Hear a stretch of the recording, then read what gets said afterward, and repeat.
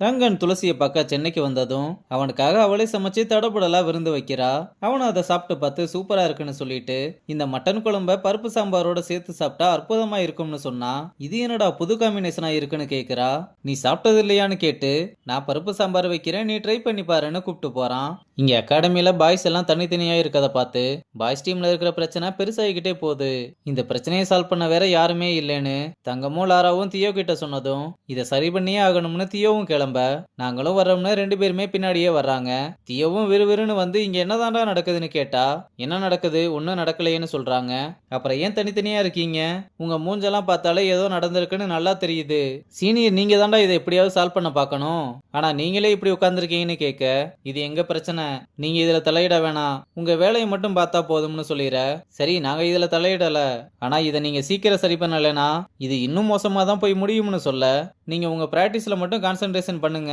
இந்த மாதிரி பேசுறதெல்லாம் உன் ஆளுகிட்ட வச்சுக்கோ, எங்க கிட்ட வேணாம். அண்ணா கண்ணு முன்னாடி டீம் உடஞ்சு போறதை பார்த்தா ஏதாவது பண்ணணும்னு தான் தோணும்.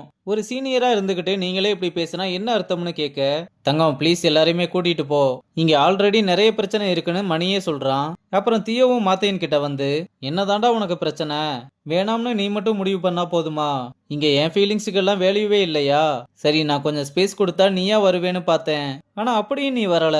நான் உன்னை எவ்வளவு மிஸ் பண்றேன்னு தெரியுமான்னு கேட்டு அழுக ஆரம்பிக்க இப்ப கூட பாரு நீ என்னாலதான் அழுகுற. டேய் நீ பேசலன்னு தான் அழுகுறேன். நீ என்ன அவாய்ட் பண்ண மாதிரி என் ஃபீலிங்ஸையுமே அவாய்ட் பண்ணிடலாம்னு நினைச்சியான்னு கேட்டா அவ்வளோ ஈஸியா சொல்லிட்ட. உன்னை விட்டு போகும்போது எனக்கு எவ்வளவு வலிச்சதுன்னு தெரியுமா? உனக்கு நான் வேணாம், என் கூட வாழ்ற லைஃபும் வேணாம், இல்லனா தேவையில்லாம உன்னோட கிரிக்கெட் தான் அஃபெக்ட் ஆகும்னு சொல்றான். டேய் நான் அஃபெக்ட் ஆகுறதே நீ என்ன அவாய்ட் பண்றதுனால தான். உன் ப்ராப்ளம்ல நான் உன் கூட இருக்கேன்றதுனால அது எனக்கும் ப்ராப்ளமா இருக்கணும்னு அவசியம் இல்லடா. நீ என் கூட இல்லாம என்னால எதுவுமே பண்ண முடியல, எனக்கு பைத்தியம் பிடிக்கிற மாதிரி இருக்குன்னு அவனை கட்டி பிடிச்சு அழுகிறா. இதனால மாத்தையனுமே கொஞ்சம் சமாதானம் ஆன மாதிரி தான் தெரியுது. இதை தங்கமும் பார்த்து ரொம்ப சந்தோஷமா மணியை கூப்பிட்டு காமிக்க அவனும் அதை பார்த்து கெட்டதுலயும் ஒரு நல்லது நடக்குதுன்னு ரொம்ப சந்தோஷமா தங்கத்தை கட்டி பிடிச்சுக்கிறான். அப்ப மாத்தையனும் தியோ கிட்ட நான் அம்மாவை பார்த்தேன்னு சொன்னதும் அப்போ நீ அவங்க கிட்ட பேசினியான்னு வேகமா கேக்குறா. இல்ல தியோ இன்னும் பேசல, அவங்க கிட்ட பேச போகும்போது ரொம்ப எமோஷனல் ஆகுது, ஆனா அவங்க என் பேரையே சொல்லிக்கிட்டு இருந்தாங்க, எனக்கு என்ன பண்றதுனே தெரியலன்னு சொல்றான். ஒரு பக்கம் இந்த மாதிரி சோகமா போய்கிட்டு இருக்க, இன்னொரு பக்கம் காய்கறி நறுக்கிறன்ற சாக்குல ரங்கனும் துளசியும் ரொமான்ஸ் பண்ணிக்கிட்டு இருக்காங்க. அப்புறம் ரங்கனும் நம்ம எவ்வளவு பிஸியா இருந்தாலும் மந்த்லி ஒன்ஸ் நம்ம ரெண்டு பேரும் இந்த மாதிரியே டைம் ஸ்பெண்ட் பண்ணலாம்னு சொல்ல பர்மிஷன் கேட்கிற காலம் போய் இப்ப அதிகாரம் பண்ற காலம் வந்துருச்சா? சரி பரவாயில்ல, மாசம் ஒரு தடவை மீட் பண்ணணும்னா நீ தான் சமைக்கணும், நான் ஹெல்ப் மட்டும் தான் பண்ணுவேன்னு சொல்றா.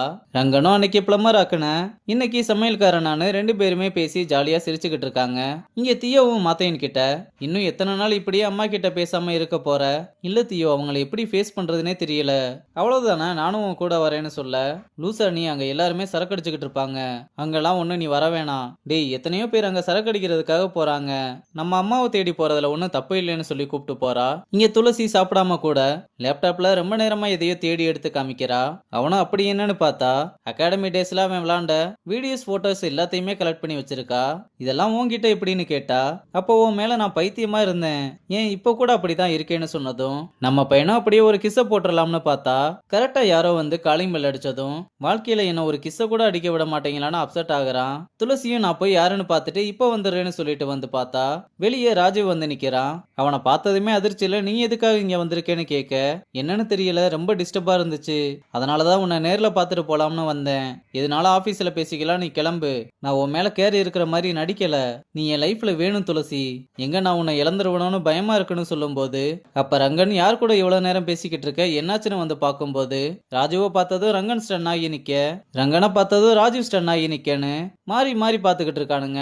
ரங்கனும் உங்களுக்கு என்ன வேணும்னு கேட்டதும் இல்ல நீங்க இருக்கீங்கன்னு எனக்கு தெரியாது, நான் துளசியை பார்த்து பேசிட்டு போகலாம்னு தான் வந்தேன்னு அவங்கிட்ட சாரி கேட்டுட்டு கிளம்புறான். இதனால ரங்கனும் அமைதியாவே இருக்கதை பார்த்து ராஜு வருவான்னு எனக்கு தெரியாதுன்னு துளசி சொன்னதும் எனக்கு தெரியும், நீ ரொம்ப யோசிக்க வேணாம், நான் ஓகேவா தான் இருக்கேன்னு சொல்றதோட இந்த எபிசோட முடிச்சிருக்காங்க.